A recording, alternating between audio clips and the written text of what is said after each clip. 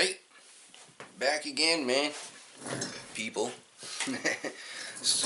Got the same shirt on. It's because I'm making 2 videos in a row today. Not that I give a shit about what you think anyway, so I don't really know why I just told you that. This video is about the odds and ends of a bow hunter, or the odds and ends of this bow hunter, I guess. We don't all use the same stuff. As you guys know, I'm pretty much a dime store hunter, which means I'm on a pretty limited budget, so I'm kind of picking up things and little gadgets and stuff like that all year round. So I have all kinds of them. They're not all going to be in this video today. I don't know. A lot of my other gadgets, a lot of you guys probably have anyways, because a lot of people have them. What we're going to be talking about in this video today, and some of the odds and ends I use, is the Nocturnal. And this video is also going to include why I'm kind of switching over to Nocturnals from Luminox. I wouldn't say I'm really switching over. I'm just going to be using them in different parts of the season. So when we get to the Nocturnal, don't remind me to talk about why I'm switching, because you can't. But I'm going to talk about it anyways. Another thing is a good gut hook or skinning blade.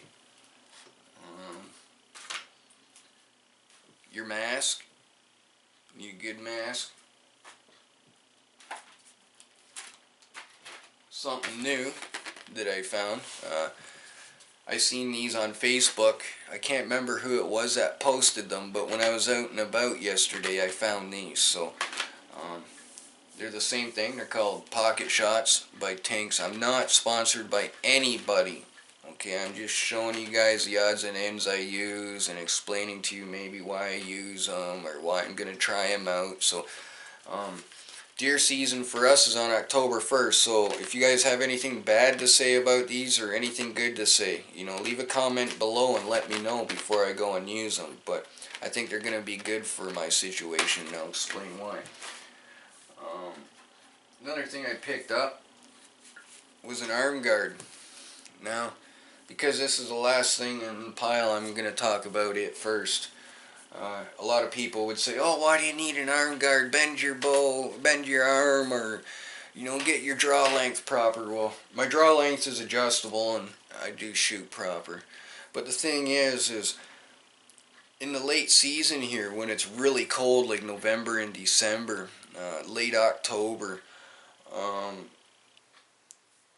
you got to bundle up a lot. And I probably put a good 6 inches of girth on my arm, right? Especially with a ghillie suit on, So every year that I've been out with the ghillie suit on, I've always said, man, I should have an arm guard to hold that arm back. So if I put it on my brace arm that I hold my bow with, I should keep all the stuff on the ghillie suit out of my string, and it'll stop it from clipping my flights on the way out. So not that they do. I'm not saying they even do that. It's a peace of mind for myself, and I'm going to tell you right now, a lot about bow hunting is, self-confidence, man. You got to know where you hit that animal. You got to know where you're going to hit it. You got to know you can hit it, or you're not. You can't take the shot. You guys got to be ethical. And with me being a hunter for only the past 4 years, I pretty much need them in and close. My kill zone's only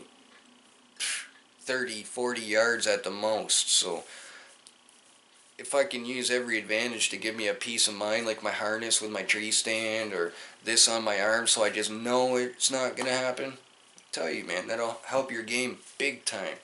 So that's why I got the arm guard. It's not because my string hits my arm or anything. It's, a peace of mind. Keep things out of the way, right?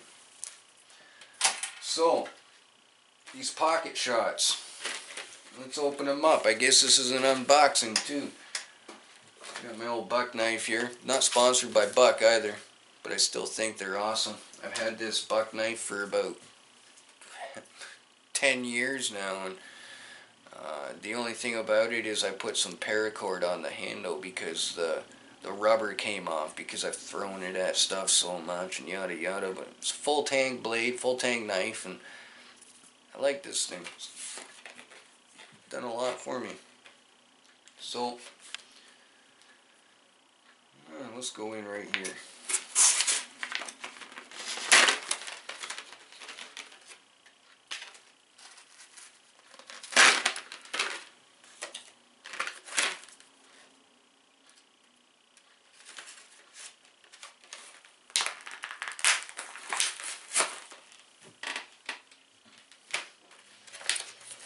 Okay, so there's 3 scents in here. Now I just did, not even 5 minutes ago, a video on scent control, and I didn't include these because I haven't used them yet, so I didn't want to say, okay, yeah, I use this and yada yada yada. I can't remember how much this was. I think it was like $11.99 or something. It came with 3 little, I don't know what you want to call these, canisters or something of scent. Now, I'm part of a group on Facebook too. They're from the United States. I'm kind of giving them a shout out right now. I hope you guys don't mind. They're called Pea on a Limb, or Pole. These guys are they're a family-owned, family-operated American company. And what they do is, and I kind of feel like these guys right here, Tanks, are copying you guys. I've been wanting to get my hands on some pea on a limb for a long time, guys, and me being in Canada, it's just, when it comes time and it's like, oh yeah, it's like, I don't know. I'd love to have some pea on a limb though. And you guys have it like this, only you guys are better. You guys got the little canisters and you can clip it on a tree, and you guys got a lot of scents and stuff like that. And anyways, I picked these up because I seen these on Facebook too, and if these are working for you and you see this video, let me know. But until I get some pea on a limb, then I'm using these stuff. So go on Facebook, guys, and to all my subscribers, check out Pole. It's P-O-A-L, or Pea on a Limb, and it's a deer attractant. They don't, here in Ontario, Canada, we can only use synthetic, estrus and bodily fluids and stuff like that. So for those of us who, can't use Pea on a Limb's real stuff, they also have other scents like apple and all kinds of stuff. So, sweet corn, peanut butter, they're really good people. You guys can go check them out. You can say I sent you if you want, or whatever. You don't have to. Just go check them out and help support the family-owned and operated small business. So back to these pocket shots. Man, I hope you guys don't mind me giving you a shout out, Pea on a Limb. You guys are really awesome. I don't think you will. I'm not trying to, compare these to you or any. I've never even used these before, but I got these in hopes they'd kind of be like yours, So one of them's called Power Buck, and it says you can use this all season. Give you a little bit of a close-up here.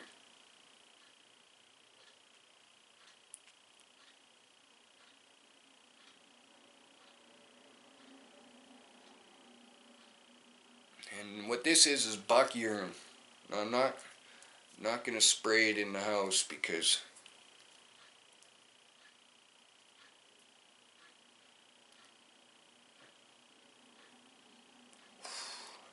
the spray bottle come off in the lid, so that'll be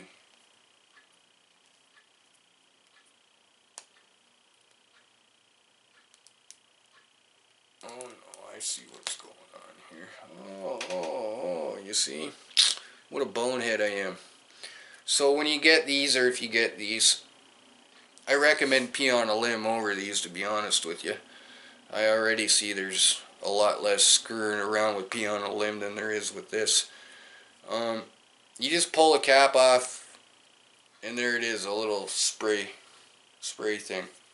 And what they say you use these for is, you can put them in a scraper or whatever like that, or around a food source. But the reason I got them is because where I hunt, I have only one way to the one tree stand. I got 2 tree stands up, and in both ways, like the way to both tree stand, chances are I could spook some deer.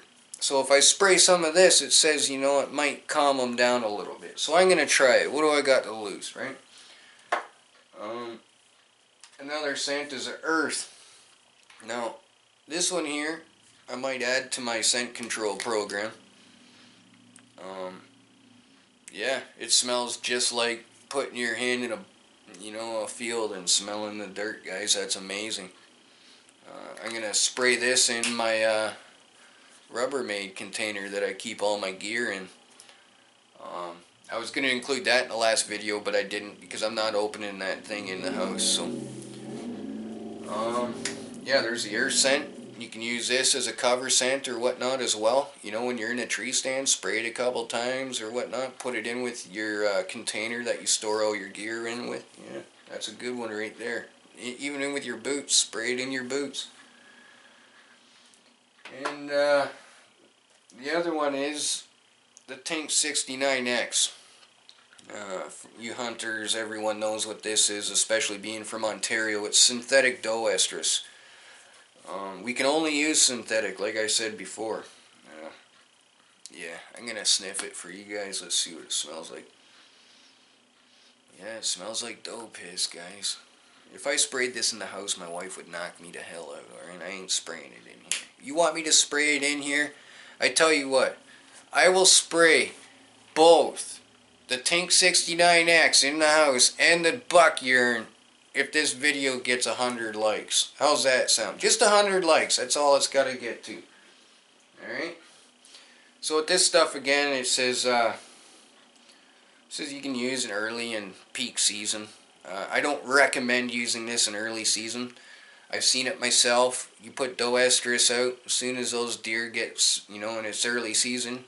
As soon as those deer get downwind of that doe estrus, they go the other way because they don't, everything a deer does is based on survival. They're hardwired for survival. So 9 times out of 10, if they smell or see something that they don't think is just quite right, they're going to turn around and walk the other way. They don't chance it, Those big bucks didn't get old and big for being stupid, right? But, so when you're trying to gain an advantage, guys, don't just go and, oh yeah, this will help and yada yada yada. It's not fishing, okay? You just can't throw the lure out there and hope to get a bite. You guys got to know, because it can ruin a lot of hunts if you do things the wrong way. And using doe estrus is one wrong thing to do early in the season. Same with calling and grunting and stuff like that. I'd be showing you my grunt calls and my doe calls and this and that, but they're all in with my gear right now and I don't want to contaminate them, so I'm going to have to do that video outside. What's next? Got a mask here. Now, this is a Realtree camo mask. It's a lightweight, flex fit. Not sponsored by Realtree. I just really like their camos, all of them. They're my favorite. If you guys want to sponsor me, that'd be cool. Yeah. The mask is a good thing. Especially for a guy like me. He's got blonde hair and stuff. Look at my hair on the sun. It's just glowing, right? All over my face and stuff. I can put this on because it's last year's mask. I have this one here still in the package. I'm not going to open it until I wash all my stuff, which will be like a few days before the season opens. But I'll put this one on and I'll show you a few things.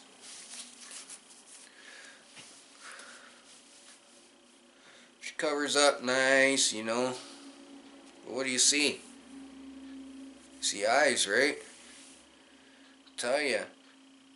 A lot of times that doe is looking at you like this up in the tree, and you're sitting up in the tree and you're making eye contact. And you don't know what, you can't figure, it's your eyes, man. A lot of guys will take these masks and they'll paint all in here black.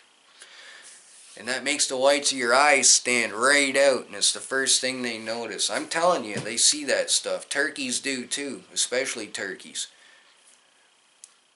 So, don't paint your eyes if you're wearing a mask. Just don't make eye contact with them. Stare away and keep your eyes squinted, Now, if you're going to paint your face, same thing.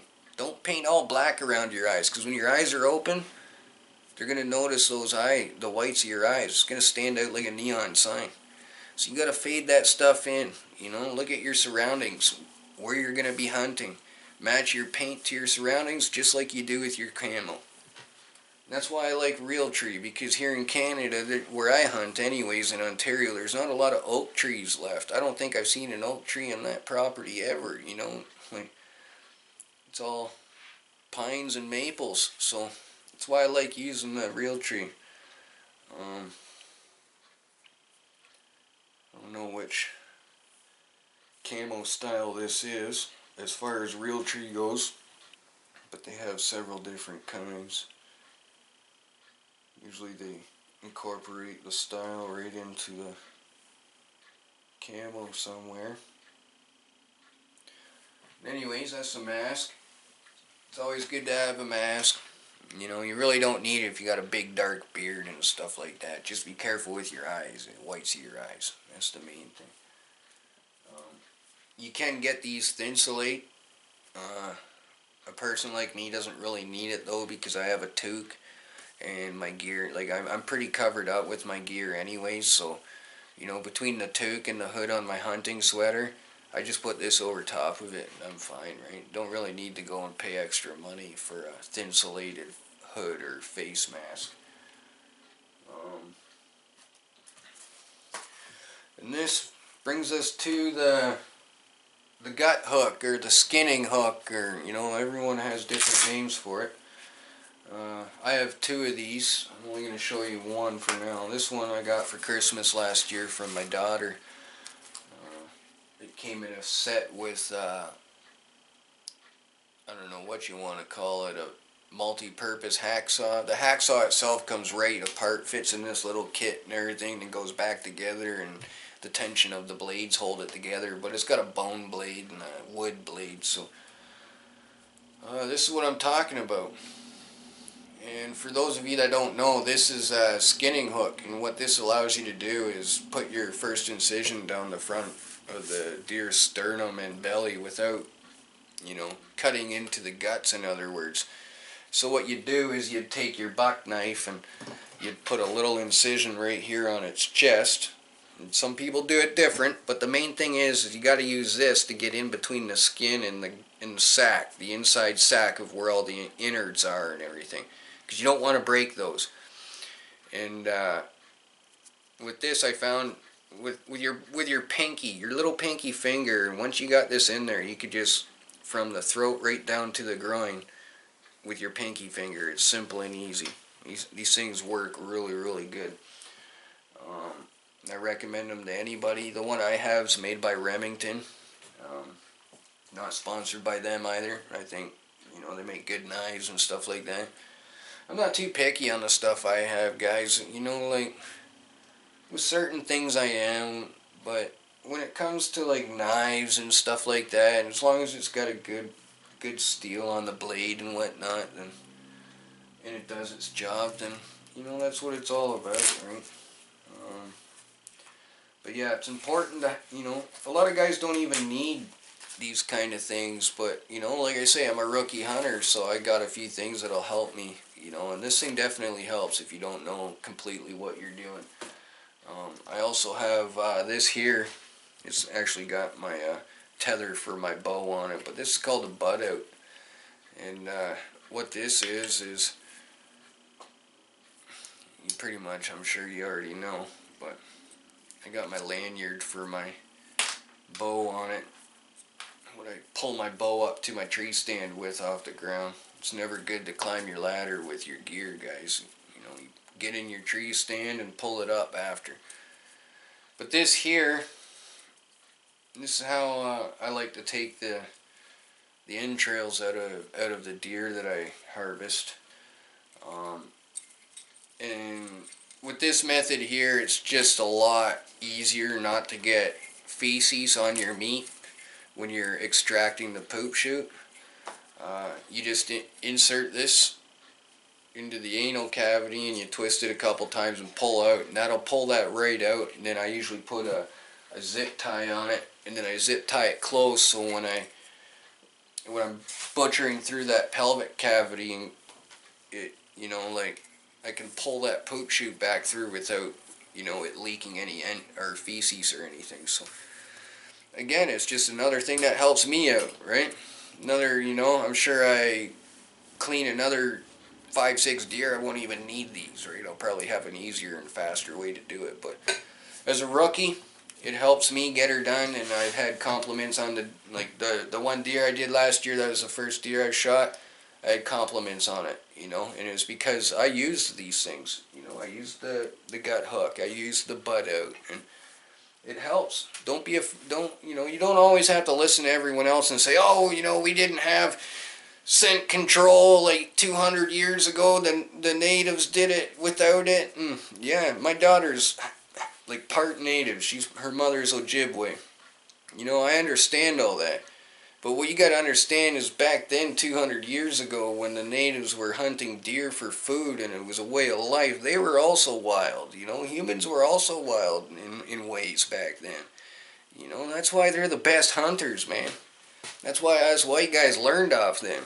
Straight up. You know? We didn't invent guns to hunt animals. Okay, guns were invented because of war. Guns were invented to kill people. So think about that. Bows were hunting animals long before any gun was. Alright? So you want to get truly connected to hunting. Be a bow hunter. I've never, I don't even have my gun license. Don't own a gun, nothing. I love bow hunting though. I love it. That's what it's all about. You know, sometimes I'll buy something that'll force me to get into it. You know, like a lot of broadheads like that are out there. You know, they come with their blades and you got to put them together yourself. I like that because you got to, you know, it forces you to understand things more, right? What else do we got here? All right, finally, last but not least, the Nocturnal. This is the same one. I still haven't gone and exchanged it yet. It's Sunday today, and they probably won't have their S-type in stock yet. That's what I need, is the S-type. That's what these are here. These arrows have S-type Nocturnals on them, and this is a Lumenok. Like I say, I've shot Lumenok for the past couple of years now, but the thing is why I'm switching to these in the late and cold season. Okay, you heard me. During turkey season, I'm still going to use Lumenok, and during the, you know, when it's not cold, what happens, and why I'm switching to these when it's cold and lots of snow on the ground, is with the Lumenok, I don't know if it's the diameter of the arrow shaft or if it's the Lumenok itself, but they're plastic. What happens, you know, in the cold of plastic and stuff, even metals and steel, it shrinks. So I don't know if the shaft is shrinking around the Lumenok and causing it to turn on or what it is. But last year, a couple times, once on the way to my stand, I didn't even notice it, but I had, you know, a quiver full of 3 arrows with glowing Lumenoks, alright, because it was that cold. And then the other time, you know, that time I thought I had them on wrong or something. The second time it was in my tree stand, and I had glowing Lumenoks sitting in my quiver on the tree where I hang them. I figured it was the cold weather, because these don't do that. Once you turn these off, they're off. They're not coming back on. No, listen, I'm not knocking Lumenok. Okay, I like Lumenok. That's what I first started using. I've killed turkeys with them, and I found my arrows, and you know, I've even missed on it. Like I missed a deer the year before last year, and you know, if it wasn't for the Lumenok, I wouldn't have found my arrow, right? But I like Lumenok. It's just, you know, I'm hunting. I can't be having glowing Lumenoks up in the tree with me, right? You know, turning on by themselves like a ghost hit them. I'm not joking. It happens. You guys go test it out yourself. Put an arrow in the freezer, get it that cold, and watch it. When you open that freezer, your Lumenok's going to be turned on. I think that's only just because of the way they're activated. I'm pretty sure they're pressure activated, or maybe that spring wire coil thing on the inside shrinks, and I don't know. But these nocturnals are activated with a little button that's inside the knock, and you can turn it off with a broadhead point here or whatever. Right? You can turn it off with a field point. But when this knock leaves your arrow string, it pushes a button on the inside of here that, you know, closes the circuit right here and turns it on. Now, is that why these aren't turning on in the cold? And is that why those Luminox are? Because they're shrinking, the arrow shaft's shrinking around it or something? I don't know. Or maybe the Luminox itself is shrinking around its contact and closing the circuit. But I know it's something to do with the cold weather's turning them on, so I'm just going to be using Luminox in the early season with turkey in the spring as well, and early season of deer season, like around this time of year. As I said, nocturnal for my 200 series arrow shaft, it needs the S-type nocturnal knock. And this here, I don't know what's up with this. Usually when you buy a nocturnal, it's got different stickers on you to tell you what type it is. This doesn't have the sticker, but it's an NT500, and the one I need is like an NT250 or an N250 or something like that, S-type. But this is even too small for the diameter of my arrow. That's why I'm not gonna open it and show you how to turn it on or anything. But if you can see there, on the inside of this knock, there's a little tiny button that sticks up, and that's what turns these knocks on. And then right here, there's a little hole there, and you push that red thing back up, and that's what turns it off. You know, $13 a piece where I go, but I don't know if that's good or bad or whatever. But I pay it. I like it. They work for me, and I'm going to continue using them through the year, whether it's cold or not. They're on my arrows right now. Got a Luminox on my arrow. If I go to the hunting shop and all I can get is a Luminox, I'll buy it. It's not like a huge deal for me because I don't have to use it, right? I got the other two nocturnals, and you know, when it's cold I can use those arrows. I don't find the different weight of them. Like this one here's a 20 grain. I'm pretty sure the other nocturnals are 20 grain too, maybe like a 25 grain or something. I don't know, because of the extra meat to make up for that arrow shaft. But I'm pretty sure the Luminox is the same way. It's just the same weight, and I don't find they fly any different. And if they do, I can't honestly tell you that because I haven't noticed it or anything. But I have heard other people say that though, that they affect your arrow flight. But yeah. So that's just some odds and ends, guys, that I use that make me a better hunter, in my opinion, or you know, give me a peace of mind, anyways. If you're trying something new out there and you're in the field using it, you're gonna know if it's working or not. If you got a deer come out to it and it spooks off right away, don't use it again. Like I got one of those inflatable decoys. I'll never ever use it again because I had those doe come out with that spike buck and just totally started blowing and wheezing at it. Now, I know deer are all about body language as well, so I could have had the deer's ear sitting the wrong way or something, you know, for all I know. And that's what it's all about, man. You won't know unless you look into it, right? So if you guys are having troubles or, you know, don't know what's going wrong with your setup, if you have anything, you know, going wrong with your setup, go and research it. You're on YouTube watching me right now. There's lots of these videos here where you can go and you can find out about pretty much anything on YouTube, guys. I went and started a group on Facebook. It's called the Hunter's Input Station. There's over 2,000 members in it. I started because I was a rookie hunter, man. You know, and now there's, like I say, over 2,000 members in it, 5 administrators, and you know, you need help or need to know about anything, about hunting, there is somebody in there that can help you. Whether it's a link on their page or talking to them directly, they will help you guys. So, with that being said, you damn well know you can't get them sitting on the couch. You damn well know you're only lucky if you get them without putting work into it. So guys, you need to get your ass off the couch like I'm about to do. And go out, start working on your favorite hobby or what you like to do. Mine's hunting. That's why I make these videos. And put some time and effort into it. Believe in yourselves. And don't ever look back. Always look forward. And until the next time, peace!